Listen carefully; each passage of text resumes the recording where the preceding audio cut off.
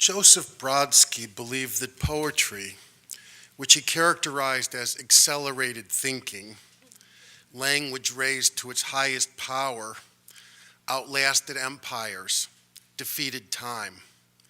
He was stubbornly, insistently, idiosyncratically himself, in answer to no earthly institution, no government, no church.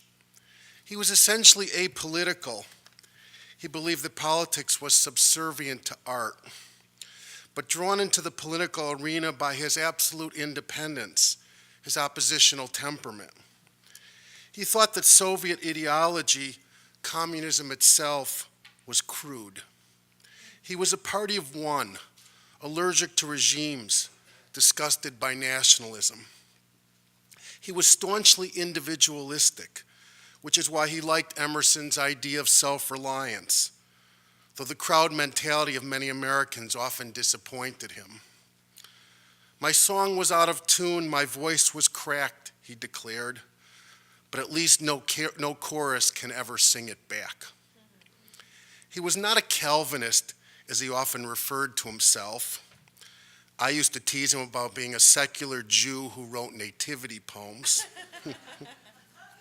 But he did believe in original guilt, if not original sin, and kept strict accounts with himself, his conscience, his personal God. Brodsky never credited the Soviet charges against him. He stood nobly above them.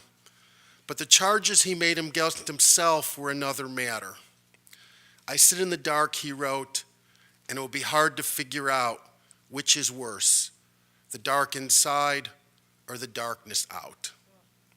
He served his art, the high civilization of poetry, language fulfilling itself, and wrote under the sign of eternity.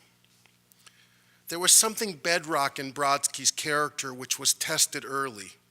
He was an autodidact who hated the conformity of school, dropped out at 15, starting writing poetry at 17, and indefatigably educated himself. By the age of 20, his poetry began to show a marked originality, a distinctive music, a characteristically associative way of thinking. He was free-thinking, cosmopolitan, westward-looking, and felt a great nostalgia for the lost world of Central European culture. He taught himself English and Polish and learned to read Latin, French, and Italian. The most European of Russian poets, he hearkened back to Acmeism, which Osip Mandelstam characterized as nostalgia for world culture. From the time he began to make his mark in the poetry circles of Leningrad, his native city, Brodsky was on a collision course with the KGB, who had him on their radar for 3 years before trumping up charges against him. Brodsky did not like to be portrayed as a victim. He didn't think of himself that way. And so he seldom talked about his arrest and preliminary hearing, his horrifying stint in a prison psychiatric hospital, or his sham trial with a placard at the entrance, "Parasite Brodsky on trial." And yet his courage was undeniable. He radiated what one witness called a sort of peaceful detachment, and stood up to a bullying judge who wanted to know what he did for a living but refused to accept his answer: writing poetry. Judge Solovyeva kept hectoring him about who assigned him the rank of poet, until finally Brodsky admitted that he believed it comes from God. He always had a firm sense of poetic vocation. Sorry. It's been said that after Akhmatova, he saved the honor of Russian poetry. Frida Vigdorov's notes from the trial, which she bravely recorded in secret, became a significant document both in Brodsky's life and in Russian political history. His biographer calls them the shot heard round the world. Brodsky himself was mostly struck by the absurdity of the whole affair. One of the ironies of his life is that his poetry actually thrived during his subsequent ordeal, his 18-month-long internal exile in the lonely village of Norinskaya in Arkhangelsk. It was there that the 23-year-old fully came into his own as a metaphysical poet. He was distracted and even obsessed by his love life, a tangled inner triangle. He would write 50 poems to MB. He called them new stanzas for Augusta after Byron, but otherwise focused on poetry as a form of existence. Writers must follow their intuition, he wrote a friend, wherever it might lead them. They must stand independent of rules, norms, established authorities, and hypothetical readers. Stand apart and let yourself do anything and everything. He defined his requirements for poetry. Poetry is structure, not subject, not theme, structure.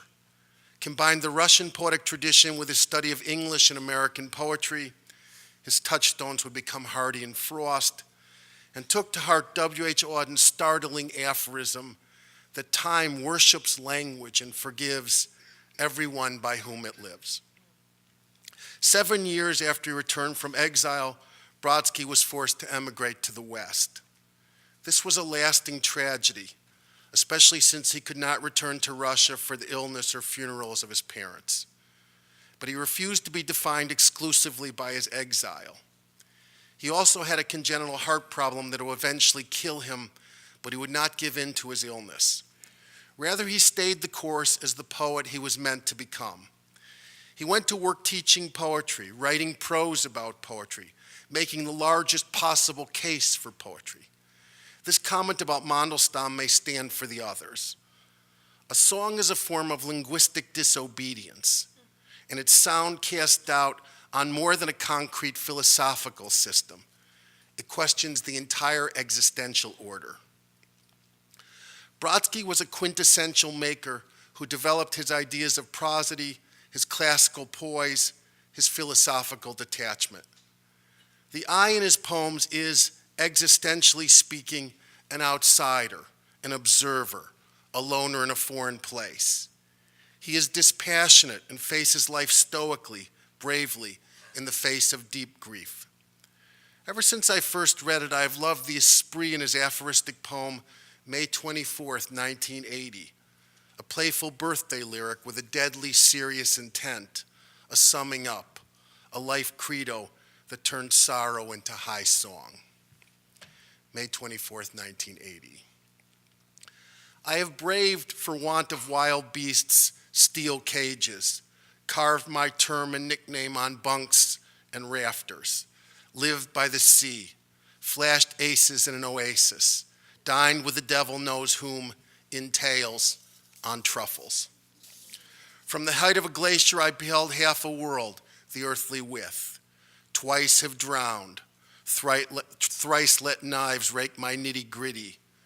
Quit the country that bore and nursed me. Those who forgot me would make a city.